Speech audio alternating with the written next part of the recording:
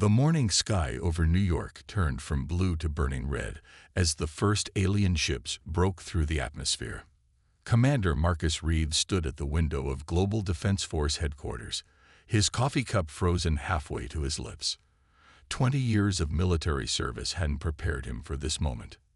"Sir, we're getting reports of similar sightings over London, Tokyo, and Moscow," said Lieutenant Tom Parker, his voice shaking slightly. "They're not responding to any of our attempts to communicate." Reed set down his cup, his weathered face hardening into a mask of determination. "Sound the global alert. Get me President Wilson on the line." Before Parker could reach the communication console, the first blast hit. The building shook, and the window in front of Reed cracked in a spider-web pattern. Outside, massive ships with sleek, silver hulls rained destruction upon the city. Their weapons fired beams of intense purple energy that sliced through skyscrapers like butter.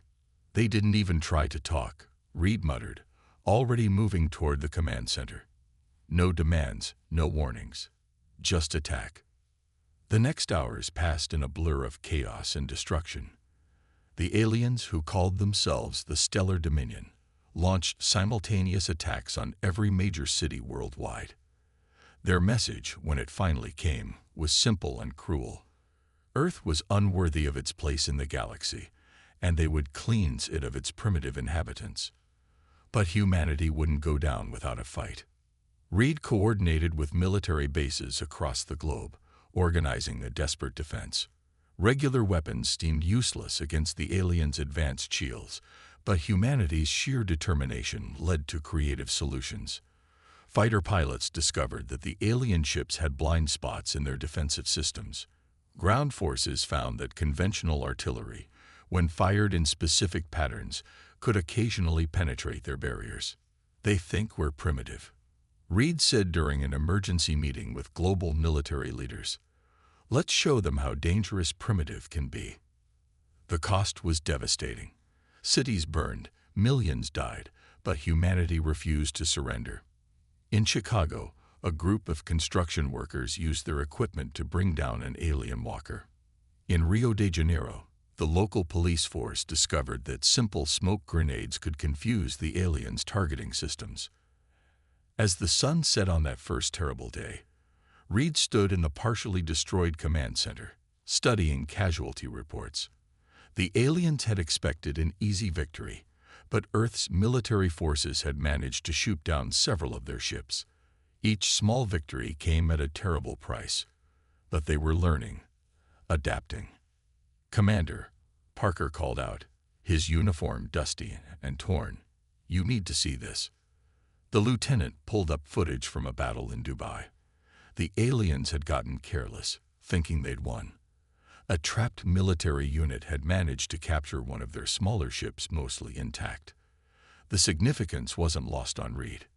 "Get that ship to Research Base Alpha immediately," he ordered. "And get me Dr. Thompson on the line. Tell her Christmas came early." The aliens might have superior technology, but they'd made a crucial mistake. They'd assumed humans would break easily, that they'd run and hide. Instead, humanity stood its ground, fought back with everything they had, and most importantly, watched and learned. As night fell over a changed Earth, Reed looked at the burning horizon. The Stellar Dominion thought they were dealing with simple primitives, but they'd soon learn that humanity's greatest strength wasn't their weapons or technology. It was their unbending will to survive, and their ability to adapt. "Send a message to all remaining military forces," Reed commanded. "Tell them to hold their positions and gather any alien tech they can find. Tomorrow, we start pushing back." In their arrogance, the Stellar Dominion had made a fatal error.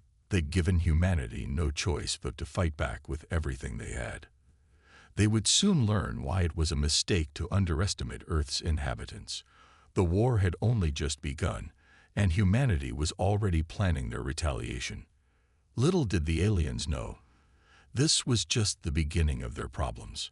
Earth had secrets of its own, and Commander Reed knew it was time to unveil them. Deep beneath the Rocky Mountains, in a facility unknown to most of humanity, Dr. Anna Thompson stood before a massive holographic display. The captured alien ship from Dubai hovered in the air before her, slowly rotating as scanning beams passed over its surface. "It's exactly what we expected," she said, her eyes reflecting the blue light of the hologram. "Their technology hasn't changed much in 30 years. The other scientists in the room exchanged knowing looks. While the world above was reeling from the alien attack, this underground facility, called Phoenix Base, held humanity's greatest secret. For 3 decades, they had been studying and reverse engineering technology from another alien ship, one that had crashed in the Arctic in 1994. Commander Reed's face appeared on the main screen, looking tired but determined. "Please tell me you have good news, Doctor. We're losing cities up here." Thompson allowed herself a small smile. "Better than good news, Commander. The Stellar Dominion is using the same shield technology we've been studying for years, and we've already found ways to beat it." She pressed a button, and the hologram changed to show a massive underground hangar. Rows of sleek ships lined the walls, their design a perfect blend of human ingenuity and alien technology. But these weren't simple copies, they were better. Project Phoenix wasn't just about understanding alien tech, Thompson explained. It was about improving it. Humans think differently than they do. We see possibilities they never imagined. Reed's eyes widened as he understood. "How many?" 200 ships ready to fly, with shields twice as strong as theirs, and weapons they won't see coming. Thompson walked over to another display. "But that's not the best part. Show him, Tom." Lieutenant Parker, who had been transferred to the facility, activated another hologram. This one showed a massive energy shield, but unlike the rigid barriers the aliens used, this one flowed like water. "We call it the Adaptive Defense System," Thompson said proudly. "Their shields are static. Ours learn and adapt. Every hit they land makes our shields stronger. We took their basic design and added something uniquely human, the ability to evolve." Above ground, another alien attack began. But this time, Thompson pressed a sequence of buttons, and a subtle hum filled the air. When the alien weapons struck, their energy dissipated harmlessly against an invisible barrier. "The city-wide shields are online," she announced. "Let them waste their energy. Each attack just teaches our systems more about their weapons." Reed's expression changed from worry to hope. "How soon can we deploy the ships?" "They're ready now. We've been training pilots in secret for years. Did you think all those experimental aircraft programs were really just for testing new planes?" The commander actually laughed. "The Stellar Dominion thinks they caught us unprepared, that we're defenseless primitives. They're about to learn how wrong they are," Thompson said, her voice firm. "Humanity's greatest strength isn't just our technology, it's our creativity. We don't just copy, we improve. We don't just learn, we innovate." She brought up another display, showing the locations of similar bases around the world. "We have facilities like this on every continent. When we strike back globally." The room fell silent as they watched another alien attack scatter harmlessly against their new shields.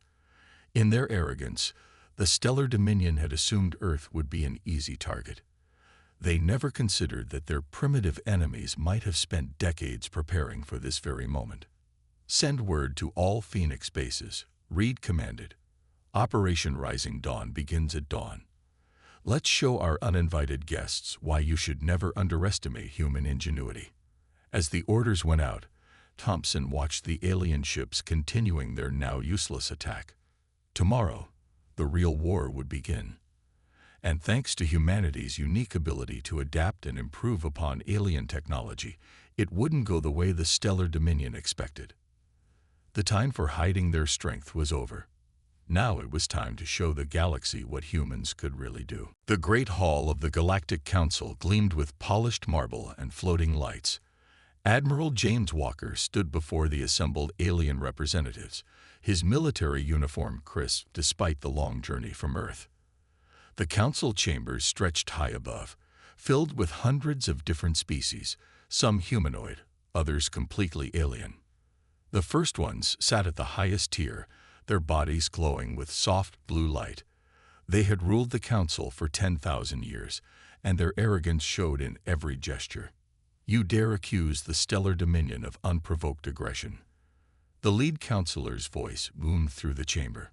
They report that your species has been developing forbidden technologies. The attack was justified. Walker kept his voice steady, though anger burned in his chest. We developed defenses because we knew this day would come. The ship that crashed 30 years ago proved we weren't alone. We had every right to protect ourselves. Laughter echoed through the chamber, a sound made by dozens of different species in dozens of different ways.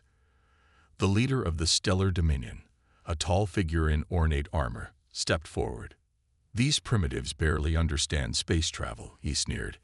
Any advanced technology they possess must have been stolen. They should be grateful we're willing to guide their development. Walker pulled out a small device and activated it. A hologram appeared, showing Earth's ships rising from hidden bases around the planet. The new vessels gleamed in the sunlight, their design clearly advanced beyond anything the Dominion possessed. We didn't just copy your technology, Walker announced. We improved it. While you were laughing at us, we were learning, adapting, creating things you never imagined possible. The chamber erupted in angry shouts. The first ones raised their hands for silence, their glow turning slightly red with irritation. You show us proof of your crimes, the lead counselor declared. Primitive species are not allowed to possess such technology. The Dominion's actions are hereby sanctioned. Earth must surrender immediately. Walker looked around the chamber, seeing the smugness on most faces. But a very few, showed concern. They understood what the others didn't. Let me be clear, Walker said, his voice carrying to every corner of the vast room. We didn't come here to beg for mercy. We came to give you a warning. Call off the Dominion now, or what happens next is on your heads. The Dominion leader stepped closer, towering over Walker. You dare threaten the council? Your weapons are nothing compared to our combined might. Walker smiled, but there was no warmth in it. That's what you thought about our ships too. How did that work out for your fleet over Dubai? The Dominion leader stepped back, his confidence wavering for the first time.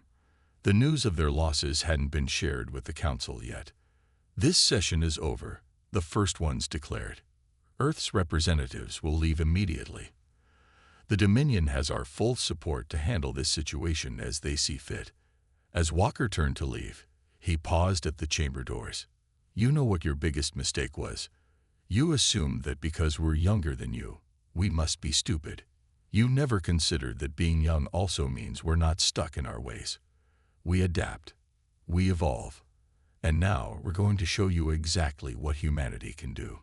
The doors closed behind him with a final boom. In the silence that followed, a few council members exchanged worried glances. They had just witnessed something unprecedented. A primitive species standing up to the council without fear. Back on his ship, Walker contacted Earth. Commander Reed's face appeared on the screen. How did it go? Reed asked, though he could guess from Walker's expression. They made their choice, Walker replied. Operation Rising Dawn is now authorized at full scale. Let's show the galaxy why you should never underestimate humanity. As his ship broke orbit, Walker thought about the looks he'd seen in that chamber. Soon, very soon, those smug smiles would vanish. The galaxy was about to learn a harsh lesson about human determination. Captain Lisa Stone sat in the command chair of the EDF Phoenix, Earth's newest warship, as her fleet dropped out of hyperspace near the Stellar Dominion's main supply base. On her tactical display, 50 Earth ships moved into attack formation, each one carrying technology that had been improved far beyond its original alien design. They're scrambling their fighters, her tactical officer reported. 300 ships incoming. They still think we're using copy technology. Stone smiled. Let them think that. All ships, initiate attack pattern Delta. Let's show them what human innovation looks like. The Dominion fleet approached in a standard formation, expecting an easy victory. They fired their energy weapons, but the Earth ships didn't try to dodge. Instead, their shields flickered with a rainbow of colors, absorbing the attacks. "Now," Stone ordered, "show them our improvements." The Earth fleet split into smaller groups, moving in ways the alien ships couldn't match. Dr. Thompson's improved engines gave them maneuverability that the Dominion had never seen before. While alien ships could only move in straight lines during combat, the Earth vessels spun and weaved like dancers. "They're trying to adapt their tactics," Stone's second-in-command noted. "But they can't. Their combat computers can't predict our movements." That was humanity's first advantage. They didn't rely solely on computers. Every Earth ship had a human pilot who could make split-second decisions that no program could match. While the aliens followed their program battle plans, the humans improvised. Stone watched as her fleet executed their carefully planned trap, launched the drones. Thousands of small, unmanned craft poured from the Earth ships. The Dominion sensors registered them as debris, right until they activated their shields and weapons. This was pure human innovation, taking the aliens' own technology and making it smaller, faster, and far more creative. "They're in chaos," the tactical officer reported with satisfaction. "Their formation is breaking." The Dominion fleet split up, trying to deal with threats coming from all directions. Their rigid tactical doctrine had never prepared them for this kind of warfare. While they desperately tried to target the drones, Earth's main ships moved into position. "All ships, power up the pulse cannons," Stone commanded. This was humanity's proudest achievement. Weapons that could adapt to enemy defenses in real time, designed by Dr. Thompson's team. The first volley struck the Dominion fleet like hammers breaking glass. Their shields, designed to stop standard energy weapons, were useless against Earth's new technology. Ship after ship fell dark as the pulses overloaded their systems. "Ma'am, they're trying to retreat," her communications officer called out. "They're broadcasting a distress signal to the Council." Stone leaned forward in her chair. "Not yet. Target their hyperspace engines. They need to understand exactly what they started when they attacked Earth." The battle lasted less than an hour. When it was over, the massive supply base and 300 Dominion ships had been captured or destroyed. Earth's fleet had suffered no losses. "Send word to command," Stone ordered. "Phase 1 complete. The Dominion supply lines are cut." She turned to her crew, pride evident in her voice. "And send them the battle data. The Council needs to see what happens when they underestimate humanity." As her crew celebrated their victory, Stone studied the tactical display. This was just the beginning. The Dominion had built their military might over thousands of years, but they'd grown complacent. They'd forgotten that necessity breeds innovation, and nothing made humans more innovative than a fight for survival. "Set course for the next target," she commanded. The Dominion is about to learn that copying technology and improving it are two very different things, and humanity has always been very, very good at making improvements. The Earth fleet vanished into hyperspace, leaving behind a graveyard of alien ships and a very clear message. Humanity wasn't just fighting back. They were winning. Dr. Anna Thompson stood in her lab at Phoenix Base, surrounded by holographic displays showing the latest battle data. Each screen told the same story, victory after victory. Earth's forces had destroyed or captured 30 major Dominion bases in just 2 weeks. "Their technology isn't adapting fast enough," she said to Commander Reed, who watched through a video link. "They're still trying to figure out how we improve their own weapons." Reed nodded, his face tired but satisfied. "And the Council. Watch this," Thompson said, pulling up a new display. It showed an alien news broadcast, translated into English. The reporter, a tall being with crystalline skin, was describing Earth's latest victory. "The unthinkable has happened," the alien reporter said. "The Stellar Dominion's Third Fleet, their strongest military force, has been completely destroyed by Earth vessels. Sources say the humans use technology that shouldn't be possible for their development level." Thompson switched to another channel. where council members were arguing. The debate has been going on for 3 days. Some races want to help the Dominion. Others are starting to think backing them was a mistake. Any direct threats? Reed asked. Better than that. Thompson smiled. We're getting offers. 5 different species have secretly contacted Earth's government. They want to trade technology. They're impressed by what we've done with the basic tech we had access to. She brought up another display, showing designs for new weapons and shields. Every piece of alien tech we capture teaches us something new. And we're not just learning. We're combining technologies in ways they never imagined. The lab door opened, and Admiral Walker strode in. He'd just returned from another council session. It's getting better, he announced. The Trade Federation is officially breaking ties with the Dominion. They say they can't support a war against a species that shows such remarkable potential. Thompson pulled up more battle footage. Earth ships danced through space, their improved engines making them far more agile than their alien counterparts. Swarms of drones confused and distracted Dominion vessels, while Earth's main ships struck with devastating precision. The Dominion built their entire military doctrine around having superior technology, Walker explained. They never planned for someone taking that technology and making it better. Each battle shows them something new, something they didn't think was possible.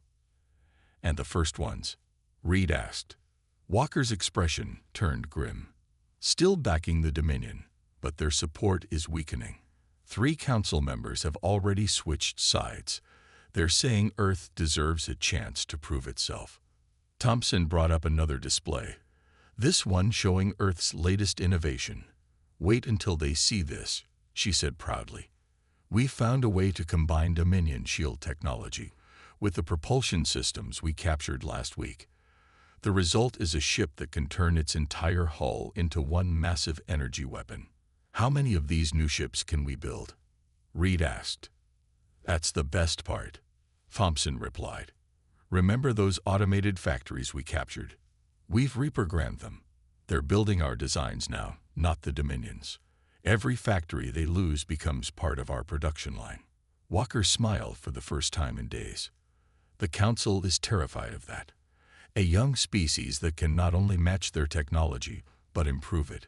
Some of them are starting to think the Dominion made a terrible mistake attacking Earth. They did, Reed said firmly, because they didn't just attack a planet. They attacked a species that spent its entire history learning, adapting, and overcoming challenges. Now that's coming back to haunt them. Thompson nodded, turning back to her displays. Earth ships were surrounding another Dominion base, their improved weapons cutting through defenses that had once been considered impenetrable.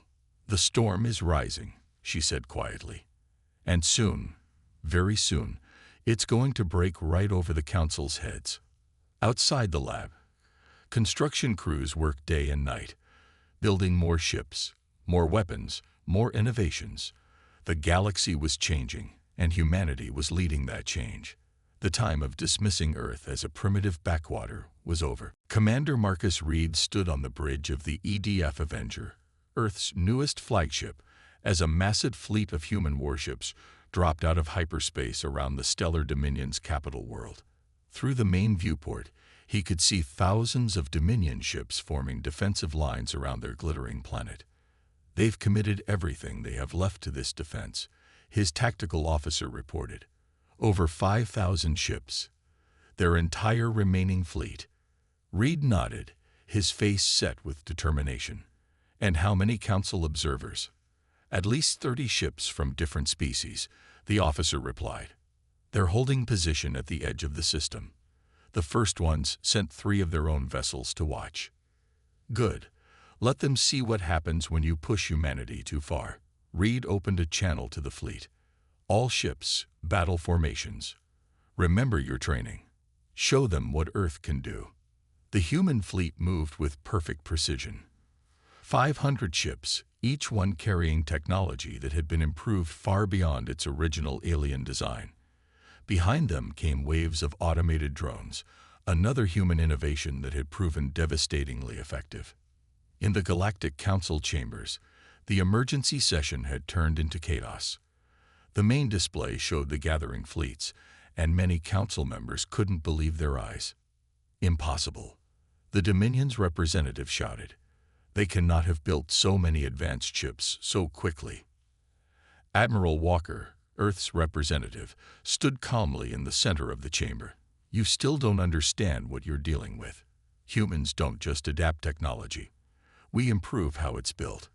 Your automated factories, we made them better, faster, more efficient. Back at the Dominion capital, the battle began. The Dominion fleet attacked first, firing thousands of energy weapons at once. But Earth's ships didn't even try to dodge. Their advanced shields, now evolved far beyond the original alien design, absorbed every blast. All ships, execute attack pattern Omega, Reed commanded. Show them our latest upgrades. The Earth fleet split into smaller groups, each one moving in ways that defied conventional space combat tactics. Dr. Thompson's newest engine designs let them turn and accelerate in ways the Dominion's ships couldn't match. The drones swarmed through enemy formations, causing chaos and confusion. In the council chambers, the alien representatives watched in stunned silence as the battle unfolded. Earth's ships were clearly superior, using technologies that the Dominion had considered impossible to improve upon. This is your last chance, Walker announced to the council. Call off the Dominion now, or watch their empire fall today. The first ones, their blue glow now flickering with uncertainty, conferred among themselves. But before they could respond, news arrived from the battlefield. Reed's voice echoed through the council chamber. The Dominion's orbital defenses have fallen. Their capital is defenseless. Their fleet is in ruins. We await your response. The council erupted into shouts and arguments. Some demanded immediate action to stop Earth's advance. Others called for negotiations. The first ones found themselves facing something they'd never experienced, a complete loss of control over the situation. How? The Dominion's representative demanded. How could primitives do this to us? Walker smiled coldly. Because you gave us no choice. You attacked us, thinking we were weak. You forced us to fight back. And humans, we're very, very good at fighting back. On the Avengers Bridge, Reed watched as the remains of the Dominion fleet began to surrender. Their capital world, once thought impregnable, now lay at humanity's mercy.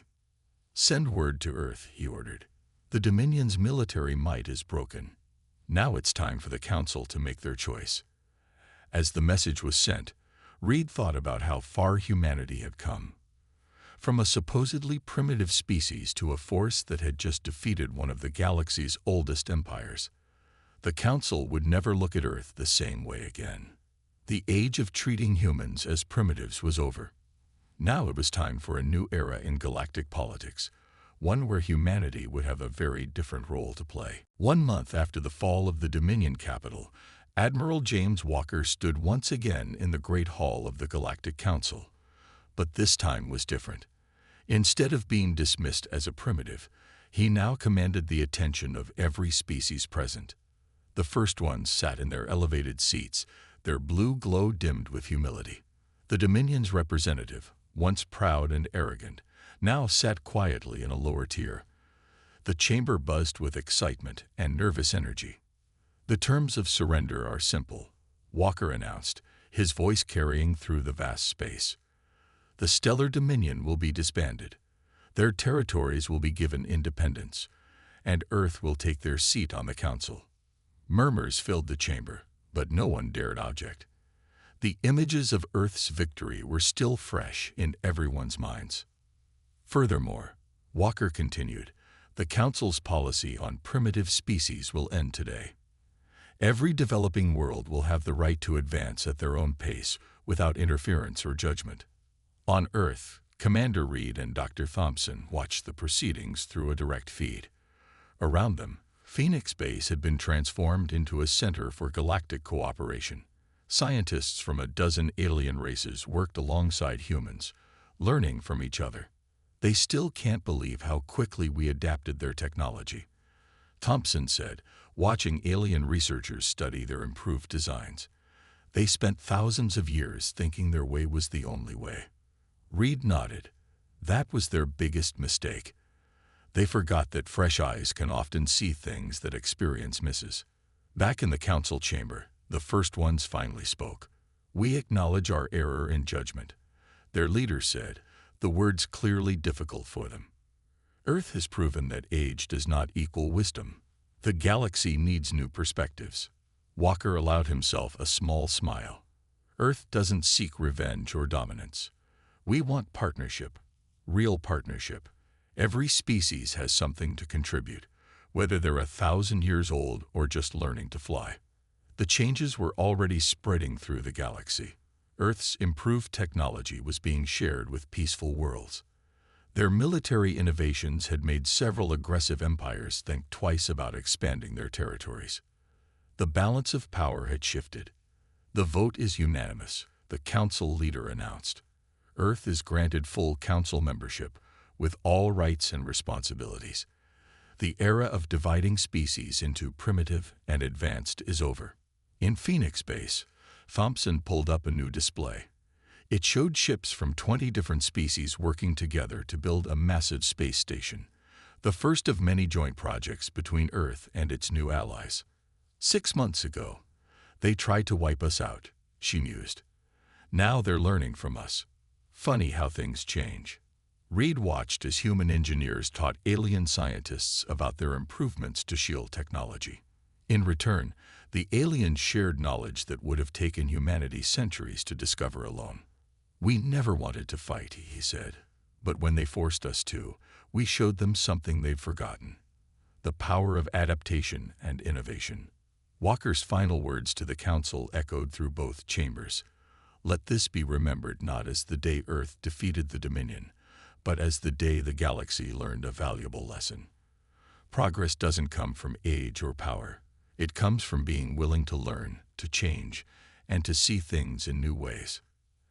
As the council session ended, representatives from dozens of worlds approached Walker, eager to establish relations with Earth. The same species that had dismissed humans as primitives now sought their guidance and partnership. Humanity had proven itself not just through force of arms, but through the strength of their ideas and their ability to innovate. The galaxy would never be the same, and that was exactly what it needed. In the end, the Stellar Dominion's greatest gift to the galaxy had been their mistake in attacking Earth. They had awakened not just a sleeping giant, but a force for change that would reshape the stars themselves. The age of human innovation had begun, and the galaxy was finally ready to embrace it.